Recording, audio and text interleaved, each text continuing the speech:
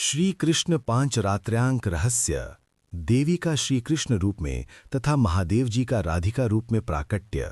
अध्याय 39 में श्री कृष्ण जन्म की कथा का उपक्रम प्रस्तुत है। एक समय की बात है, परम कौतुकी भगवान शिव कैलाश शिखर पर सुरम्य मंदिर के एकांत में पार्वती जी के साथ विहार कर रहे थे।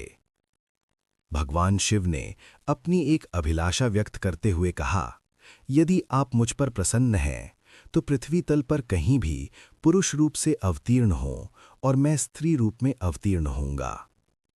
इस समय जिस प्रकार मैं आपकी प्रिय पत्नी हूं और आप मेरे प्राण प्रिय पति हैं, उसी प्रकार का दाम्पत्य प्रेम हम दोनों का उस समय भी हो।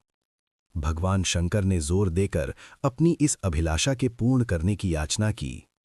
देवी ने भी इसे स्वीकार करते हुए महादेव जी से कहा, प्रभु, आपकी प्रसन्नता के लिए मैं पृथ्वी तल पर वसुदेव के घर पुरुष रूप में श्री कृष्ण होकर अवश्य ही जन्म लूंगी।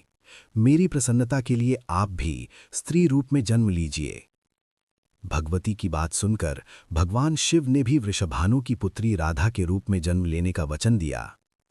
साथ ही उन्होंने ये भी कहा कि मेरी 8 मूर्तियां भी रुक्मिणी सत्यभामादि पट रानियों के रूप में मृत्युलोक में अवतरित होंगी। इस प्रकार देवी पुराण के अनुसार भगवती जगदम्बा ही भगवान कृष्ण के रूप में तथा भगवान सदाशिव राधा रानी के रूप में पृथ्वीलोक में अवतरित हुए। आगे की कथा में ब्रह्मा जी के अनुरोध करने पर भगवान विष्णु ने कृष्ण के बड़े भाई बलदेव के रूप में तथा पांडवों में अर्जुन के रूप में जन्म लिया। इसी प्रकार पवन देव ने भीम के रूप में, धर्मराज ने युधिष्ठिर के रूप में तथा अश्विनी कुमारों ने नकुल सहदेव के रूप में जन्म लिया।